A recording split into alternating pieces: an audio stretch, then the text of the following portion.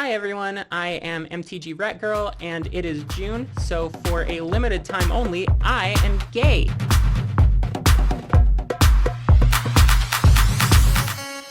can bring your boyfriend and bring him to the hotel room. You can bring your girlfriend and bring her to the hotel room.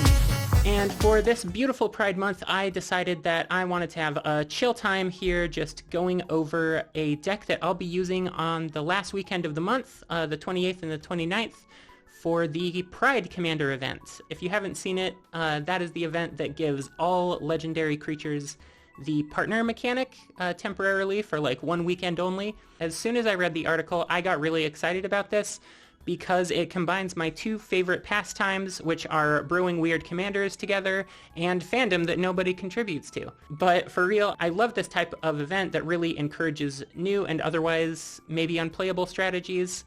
I think that it definitely gets more fun when you're playing something unique and maybe a little bit janky, because if you're a CEDH player at this kind of event, like, there is a correct thing to do, and that is to run Najeela or Sisay with any like favorite commander that you just happen to want in the command zone. And I really like the challenge of like deck building and seeing what people can do to like poke holes into this new exploit, you know. Giving everything partner does seem like a very unbalanced thing to do, and I'm excited to try it out. Luckily, we are not playing CEDH, we are playing Jank, and Jank players have more fun. So let's get into the deck right after I remind you about my Patreon, where you can go to like access my videos early. You can look at extra videos and outtakes that I publish every single month. And I would love to get more people on board here so that I can do a sticker club type thing for my supporters and get you some cool art. The one that would be on deck for this month is this little guy, Jank Players Have More Fun. Otherwise, you can check out my Etsy shop, where I have stickers like that and custom tokens for your commander decks for sale. And I would also like to thank everybody who is subscribed, who consistently likes and comments on my videos. It sincerely means a lot. Y'all are keeping me going at this, and I love you so much. I will also be at Command Fest in Tacoma this weekend. So if you're attending, I will be walking around with some business cards, and maybe I'll have some little freebies that I could hand out to people if you come say hi to me. Who knows? Anything could happen. Anything could happen during Pride Month. All right, back to the deck. Here we go. So this is a little build that I threw together that I am calling Simic, Fur, and Feathers, or maybe M&M, whichever one I feel like sounds more catchy at the end of the day, because it is led by Malcolm, Alluring Scoundrel, here, and Mowu, Loyal Companion.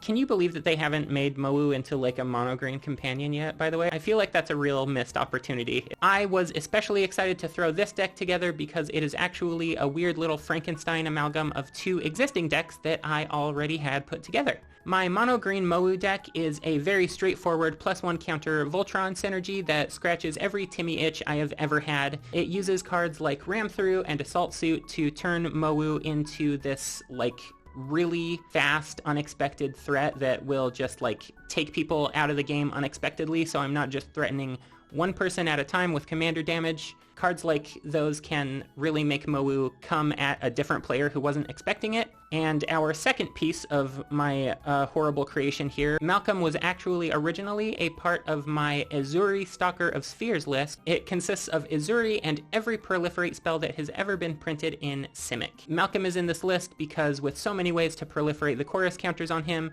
he very quickly starts threatening to cast something for free from my hand every turn, and Simic has a lot of cool big mana payoffs for that. He's a real threat. People really respect him anytime he comes out, even though he's just in the 99, so I thought, why not give him a go for a commander? And these two play especially nicely together because Malcolm being in the command zone here gives us some fast card advantage starting on 2 or 3. Even if you're not getting to slam free spells down right away, looting every turn is really great to sculpt your hand during the beginning of the game, especially when you really don't want to miss land drops and you want to start ramping and doing very specific things toward the beginning of the game. And Mowu is a 4 mana mid-range threat that we curve into really nicely, and he just kind of keeps getting bigger until someone is forced to answer us, which always feels really good. The thing that I especially really love is that they both love having their counters proliferated. I don't know why, but I'm like obsessed with using this maybe rightfully underused mechanic, and the ability to use partner to present 2 lethal commanders at once just felt very exciting to me. I think that having 2 commanders is like the surest way to make Voltron consistently viable and threatening, because you have 2 different threats. You can threaten to take 2 people out of the game at the same time. So before we really dig into it, let's look at our commander's text. Malcolm is a 1 and a blue. He's 2 CMC for a 2/1 with flash and flying. And his ability reads, whenever Malcolm deals combat damage to a player, put a chorus counter on it. Then you draw a card and discard a card. And if there are 4 or more chorus counters on Malcolm, you may cast the discarded card without paying its magic cost. So we can see that like 4 is the magic number that we really want to get to there. Also, him having evasion means that we have the chance to put a lot of +1 counters on him as well. So we're proliferating those chorus counters and also just making him into a regular Voltron threat. You wouldn't think it, but it actually gets to be kind of a big deal pretty fast, having a flying commander that just threatens that evasive win condition eventually. You start to snowball fairly quickly with enough proliferate cards in your 99. And Mowu here is a 4-mana 3/3 with trample and vigilance, and his ability is if 1 or more +1 counters would be placed on Mowu, that many +1 are put on him instead. So anytime we cast a proliferate spell onto Mowu, we are actually growing his power by at least 2. Natively having trample and vigilance to stay up for blocks and to just trample over all of your opponent's blockers really makes this a no thoughts, head empty, bimbo friendly commander list, and that's probably why it's one of my favorites. So let's go over our main plan for winning. Bark, bark, bark. Like I mentioned earlier, our deck is trying to take advantage of something inherent to the Pride format. Everyone is playing with multiple commanders, so commander damage is going to be a lot more relevant. We deliberately picked 2 commanders who have their own evasion and have this overlapping benefit from the proliferate keyword. And because we are getting in for fair damage, basically, we're doing like basic dumb Timmy things, we're going to need to protect our 2 fluffy friends here from removal and board wipes, which is why we have this little Voltron package that I've laid out here. Slippery Bog Bonder, Snakeskin Veil, Gaia's Gift, and Snake Umbra will all permanently make one of our commanders bigger. My favorite one that nobody ever respects is this Bog Bonder. So this has flash and hexproof. You do have to leave up 4 mana on an opponent's turn for it, but when it enters the battlefield, you choose a creature to get a hexproof counter, and then you move any number of counters from among creatures you control onto that creature. Because we have so many ways of getting +1 counters onto our board, this will not only protect one of our commanders, but hopefully make it lethal, so that when we come back to our next turn, we are threatening a lethal 21 commander damage. The rest of them, Gaia's Gift just puts a +1 counter on it that we can proliferate for later. It gets hexproof and indestructible. Those are the 2, relevant keywords for that. I guess maybe there is a world where, like, we want to make Malcolm trample over some flying blocker or something, but it's mostly, a ripcord that we can pull in case of a board wipe or something.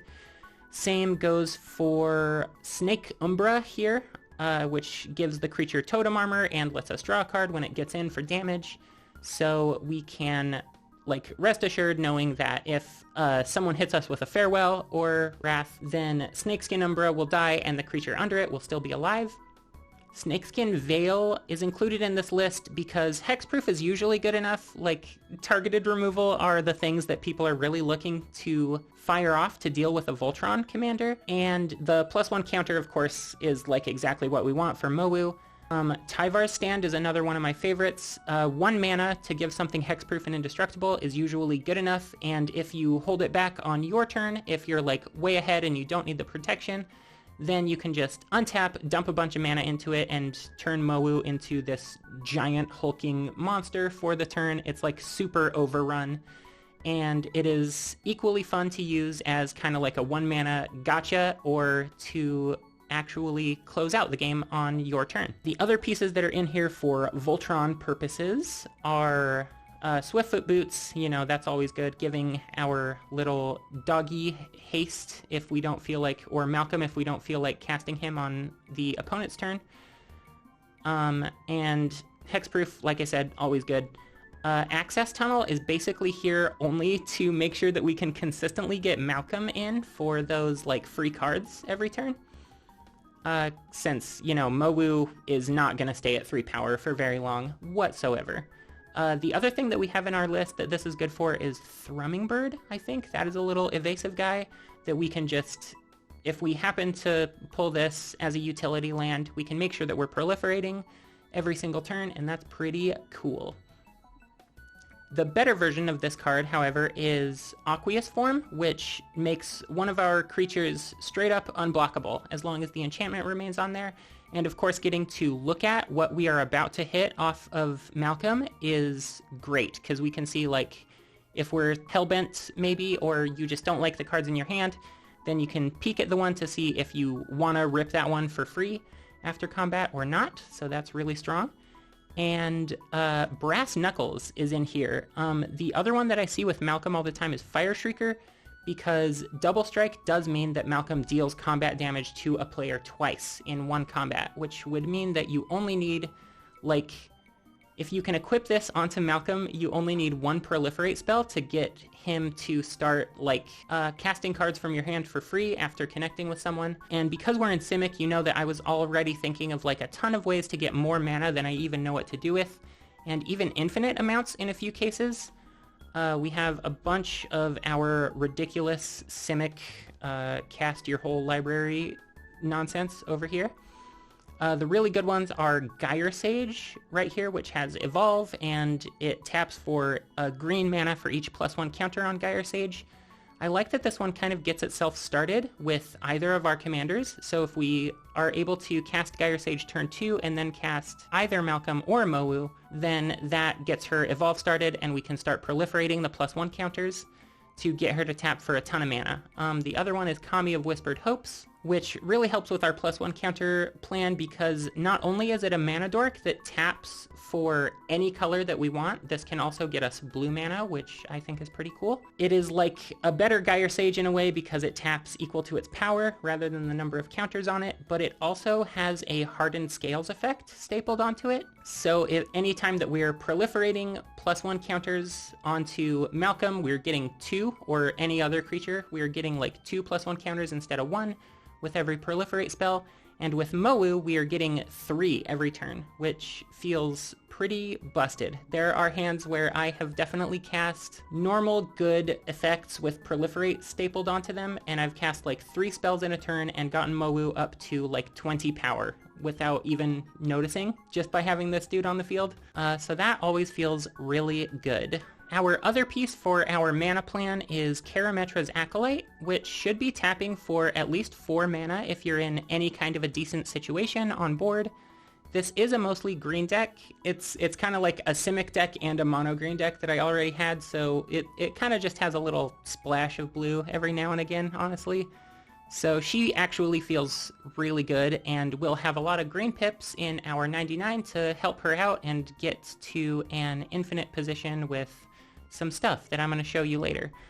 The other thing that is really a must-have in any deck where you're proliferating is Everflowing Chalice. So Everflowing Chalice is a mana rock that you can cast for 2 mana, and it starts tapping for a colorless.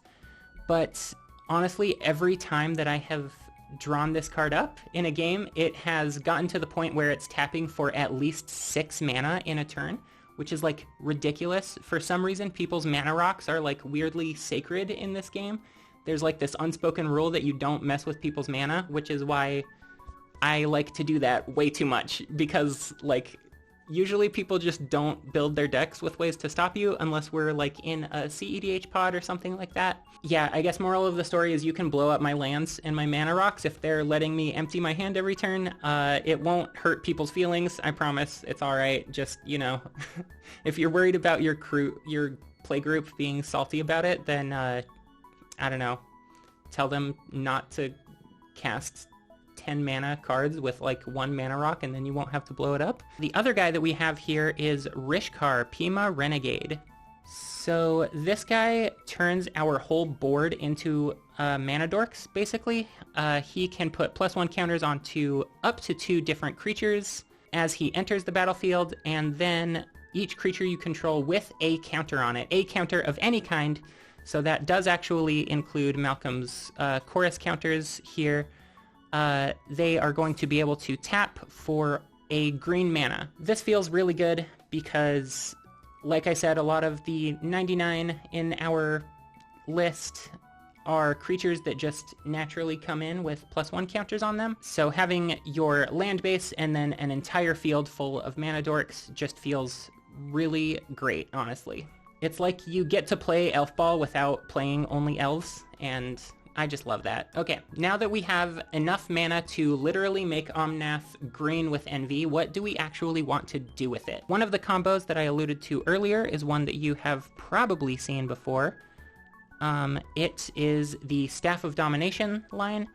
So if we get Gyre Sage, Karametra's Acolyte, or Kami of Whispered Hopes, any of these creatures that I mentioned earlier, if we get them to a position where they are tapping for at least 5 mana, then once we have Staff of Domination on field, we can generate infinite mana and eventually use the staff's activated abilities to draw our whole deck. Let's say we have Kami of Whispered Hopes with 4 +1 counters on it, right? So we want to go over here. We want to tap Kami of Whispered Hopes, generating 5 mana, right? Then we use 3 of that 5 mana to tap the Staff of Domination with its 3rd ability down there to untap a target creature. We want to use our mana dork that's generating us all the mana, of course, and then we're floating 2 mana at this point, and we can use 1 of it to untap the Staff of Domination and leave 1 floating.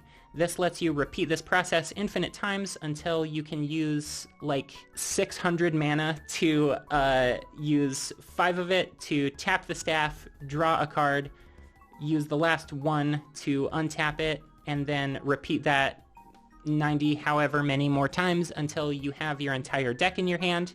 And from that point, you can win with a few different ways. Like, you'll be able to cast your whole deck, so that usually leads to a win. You might notice like our little Mists of Lorien peeking out over here. That's one of the ways that we like to win, is just by doing fair combat, right? You just get to dump a bunch of mana into this, bounce all of your opponent's blockers to their hands, and go in for the win. The other really clean win condition that we have in this deck is once you're in that place where you have your entire deck in your hand, you will probably want to cast a Hullbreaker Horror, and from that point, every time that you cast a spell, you'll be bouncing something back to its opponent's hand, leaving all of your opponents with no land, no resources, no creatures to block you, and then you can go in and swing for well over 21 damage to everyone's face. One of the other ways that we can turn a ton of mana into a lethal board state is with Bristly Bill. This guy is worth playing for the landfall ability alone. Having that little +1 counter on something every time you play a land for an investment of only 2 mana is really good. But his activated ability lets us just dump all of our extra mana into it 5 at a time. Having the ability to double and quadruple +1 counters on 2 evasive commanders instead of just 1 is usually enough to close out the game on its own during your attack step. Maybe the spikiest card that presents a win in this deck is Thrasios. Thrasios is a great outlet for extra mana anytime in the game. Even 1 activation is like a rampant growth effect or an extra card draw, which is worth 4 mana every time. Absolutely, I pay that. And then later in the game, when you're generating 10 or 20 mana at a time, he can dig for a win condition, or he can dig for like one of our really big draw spells, so that Malcolm will let us cast it for free in the post-combat main step. Yeah, the other things that Thrasios can help us dig for that we want to cast for free are these big mana cards like Return of the Wildspeaker, Rishkar's Expertise, these like 5 and 6 and 7 drops like the Hullbreaker Horror that will let you draw your whole deck before anyone else even has the chance to do anything. And the last and kind of like the sneakiest little cheeky extra win condition that I like to include for some reason. I always have one of those that's like not viable, but like what if I draw it? It'll be so sweet, right? But for this deck, that is Simic Ascendancy. I wouldn't say that it's good for like your win percentage, if that's what you're going for, but it will threaten a win on your next turn a lot of the time, just because you're making so many +1 counters on everyone else's turns, and game's gotta end, right? So if there are times when I'm like, all right, I just want to be done with this, and I slam this card, and I'm like, you deal with me during your turn, or it's over. Like, I'm walking away from this table by my next end step, one way or the other, right? Ow! You might be noticing by now that we don't really have a way to win at instant speed. My favorite thing about this deck is also the worst thing about it. It relies heavily on combat. So because of this, we want to look for spells to cast pre-combat that put counters on Mowu, and also work towards one of our infinite mana or card draw conditions. Mowu is really straightforward and answerable, so most of the time we're like kind of using him as a distraction. He's really big and stupid and noticeable, so that we can like sneak in a combo unanswered because they're using their interaction to not dying to a really big dog, right? So you might have noticed Agatha's Soul Cauldron in this list. It is an enabler for an infinite mana strat. If we get the Soul Cauldron and Gyre Sage or Kami of Whispered Hopes, we can exile one of those mana dorks and give Mowu their abilities so that he can suddenly be tapping for a ton of mana. And if that isn't available, then sometimes we can like snipe something out of an opponent's graveyard if they're playing something busted and someone has already answered it for us. You can have access to your opponent's abilities instead. I really like that it just kind of cheaply starts putting +1 counters on your stuff, so it's very versatile in that way, where like it looks like it's, you know, that people are doing something busted anytime that this card comes out, right? But it kind of looks like we're just using it to buff Mowu up a little bit. But if someone answers one of our big like mana generators over here, then we can exile it to the Cauldron, and wow, suddenly your commanders have the abilities of all of these busted combo pieces. Bristly Bill, like I said, is another great mana sink once we are in a classic Simic mana situation. Once we have near infinite mana assembled, Bill can put 20 or more counters on each commander and win during combat, like I mentioned. Simic Ascendancy is like the obvious win on board, but it also has an activated ability that gets counters onto Mowu. Ozolith, the Shattered Spire, is a +1 counter thing that is another Hardened Scales effect. So we have the Kami. Down here we've got actual Hardened Scales, and then this like other artifact has a similar Hardened Scales ability. I did manage to get all three of these down and Mowu on the field at the same time, and that felt amazing. I feel like that kind of like fixed me, you know? And it has a similar mana ability to Simic Ascendancy, where we, as long as it sticks on the field, we can just dump 2 mana into it to put 4, 5 counters onto Mowu at once, because we need that, apparently. It's ridiculous. It feels really good when like your dog is tripling its power off of 2 mana and you're like, oh yeah, I'm the problem. I love being archenemy right now. Our lands also have a handful of ways to get Mowu started. I've got this Oran Reef the Vastwood in the list, which just taps to put a +1 counter on each green creature that entered the battlefield this turn. Drannith Ruins also puts 2 +1 counters on a creature as long as it isn't human and it entered the battlefield this turn. That's really good on a lot of our existing mana dorks, which are like elves mostly. And then we've got Llanowar Reborn has this graft ability, so you don't actually have to dump any mana into this. It comes into play tapped, so it's kind of like you're paying 1 mana to put a +1 counter on the next creature you play. And Tyrite Sanctum not only puts a +1 counter on something, but can also make it indestructible. So that feels really good when you have 2 Voltron threats that you're trying to keep together at the same time. definitely like an especially relevant utility effect to have in the land base. Woo! So there's no way that we're like playing Malcolm the fair way.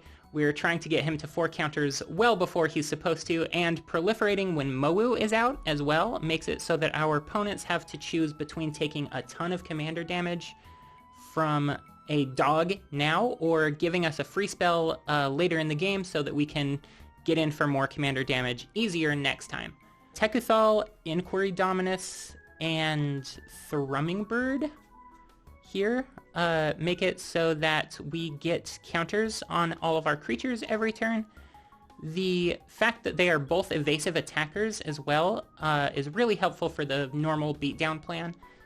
And we also have Contagion Engine and Contagion Class will both answer our opponent's boards. If someone is trying to go wide against you, these kind of take care of a lot of creature tokens really easily. And they also let us grow our own at the same time. The fact that those -1 counters stick around so that if you continue to activate these, they threaten to take out commanders and all sorts of stuff feels really good. It's like surprisingly relevant removal, getting to do 2 things at once with either of these guys. My favorite utility land in the deck is Karn's Bastion. It's nice to have like a secret lethal threat kind of hiding back there in your mana base where no one expects it.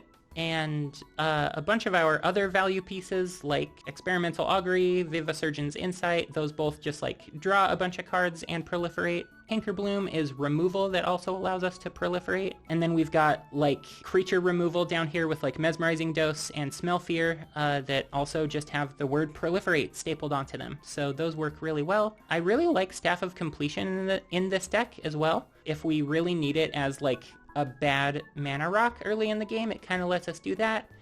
But paying 3 life to proliferate is really the mode that we want to see most of the time. This pay 1 life, destroy a permanent you own might not seem relevant, but in some cases I have had like half of my combo assembled with Staff of Domination and like Kami of Whispered Hopes down here. And let's say that like Kami of Whispered Hopes is stunned or tapped down and he's just like never getting to untap, right? So I have half of my combo assembled, but if I draw into Staff of Completion, I can actually destroy this creature, get it into my graveyard, and let Agatha's Soul Cauldron give its ability to all of my other creatures. So then I can like actually go off and win the game from there. It doesn't happen often, but I like the flexibility, you know? Now that we know about our infinite mana pieces that can like help us ramp really well, let's get some other mana pieces that can also get counters on our board. I went over why Rishkar is so good already. There are a bunch of other similar effects that give us mana advantage as well as putting +1 counters on our things. These include like Fathom Mage and New Horizons, which should be in here. New Horizons is the other card that ramps us, as well as putting a +1 counter on something. And Kodama of the West Tree back here is going to give us like a rampant growth every single turn that we get in with a modified creature. Now, modified, again, is a counter of any kind. This doesn't just mean like cards that have been buffed with our +1 counters. If Malcolm is out and he has hit one of your opponents at least 1 time, he has a chorus counter on him, and Kodama of the West Tree sees that as a modification. So that is going to let you like basically cast Rampant Growth for hitting your opponents, which is something you probably want to be doing anyway. Like I said as well, Everflowing Chalice is a ramp spell that is going to like get you more mana anytime you cast any proliferate spell. We are proliferating things by accident all of the time in this deck. Like sometimes you want to draw cards and you're like, oh, that spell also says proliferate on it. And we've built the deck in a way that like all of our removal has the word proliferate tacked onto it. So Everflowing Chalice feels really good for our ramp plan. I very often see this thing tap for 6 or 8 or 10 mana when I actually get it to resolve in a game. Yay! Yeah! Because I'm greedy, I love having 3-card combos all over in my deck lists. And the best way to actually execute these is to draw them up really fast, right? It helps to draw your whole deck instead of getting lucky. So Fathom Mage is actually a really key piece for this because proliferating puts another +1 counter on here and we get a card draw off of it every single time. A lot of the other card draw spells that actually let us proliferate are Experimental Augury and Revosurgeon's Insight, and I think I want Tezzeret's Gambit in this list also. That is a good one that I don't have a paper version of yet, but I will at the end of the month. Yeah, I think those are the only one that let us draw cards. Staff of Completion, again, if you desperately need it and you're willing to pay 4 life for it, you can draw a card. Then we have our things that we really want to use targeting Mowu, which are like Rishkar's Expertise, Return of the Wild Speaker. These are the spells that we really want to see once the dog is already out because he gets big so fast. And I think the least amount of cards I have ever drawn off of casting one of these 2 spells is like 9, for real. I've never actually resolved them and not had like 14 cards in my hand afterwards. And Momentous Fall is kind of a way to get some value out of Mowu. Once he's huge and threatening and people want to answer him, you can be like, well, I might not have a counter spell in my hand, but at least I can draw like 15 or 20 cards off of my commander because he's so huge, and gain us a bunch of life to hopefully stick out more of the game. Speaking of our commanders, this Voltron pile has Snake Umbra, like we mentioned again, which is also card draw. Not only does it give something totem armor, not only does it make it a little bit bigger, anytime we're getting like Malcolm in to fly over people or Mowu trampling over for even 1 damage, you get to draw a card off of them hitting. Classic Simic value engine moment. And then what I have over here in this last pile, I think, is our removal suite. Mists of Lorien is something that, like, if you dump 4 or 5 mana into it, you can usually bounce everybody's board before you go to combat and get in for the kill. Azuri's Predation is a board wipe that most of your enemies won't survive unless they happen to also just be playing huge, massive creatures for some reason, in which case they deserve it. Plasm Capture is a kinda expensive counterspell. All of those colored pips make it really scary, but it gets you a ton of colorless mana that you can dump into like your 4 mana proliferate effects, like on Drannith Ruins and the Contagion Engine and Clasp, and all of those things that require a lot of colorless mana just to establish a better board presence. And then we have like normal counterspells, Circular Logic and Disdainful Stroke. I specifically put Circular Logic in here because Malcolm lets us loot rather than just drawing cards. We usually have enough cards in our graveyard that this is a hard counterspell, even though it's like 3 mana, which doesn't feel good. The Madness ability, I thought maybe there's some like tricky thing that we can do if someone's trying to counter something that we're playing during combat. We can like resolve Malcolm's ability and then cast it for 1 mana and counter it. I haven't thought that through very much, so let me know if it's a bad idea in the comments, I guess. Okay, to wrap things up, I wanted to go over some notes that I had while playing this deck with some friends and some swaps that I'm probably going to make before I take it to the actual Pride event. You know, now that I have a couple games in with it, I know how it actually plays out. You always have to do a little bit of tweaking like that before you actually tune your deck up, and I think tuning it up in between games is like a lot of the fun for me personally. But unsurprisingly, I had a really great time with this list. It's just like 2 decks I already like, but I get to have twice the power in the command zone, so yeah, not a surprise that I thought it was really fucking cool. Getting Malcolm out on turn 2 every single time made an enormous threat right off the bat, just like I predicted. You know, I had some experience playing him in the 99, and he was always threatening, so the card advantage that you get even with those first couple hits when you aren't casting anything for free is still busted. Like, it's if he just had that ability, this would still be a really playable card, but the fact that you also get to drop things out of your hand for free makes this like kind of insane. A lot of the friends I was playing with had existing commander decks that they had just kind of like taken one of the 99 and slotted it next to their existing commander in the command zone, and I definitely felt like because I had brewed this with like 2 distinct different commanders in mind, I was kind of a step ahead of all of them in my game plan, and especially in the early game, just because I had access to a really powerful effect for 2 mana. So that ended up being like super worth it in my opinion.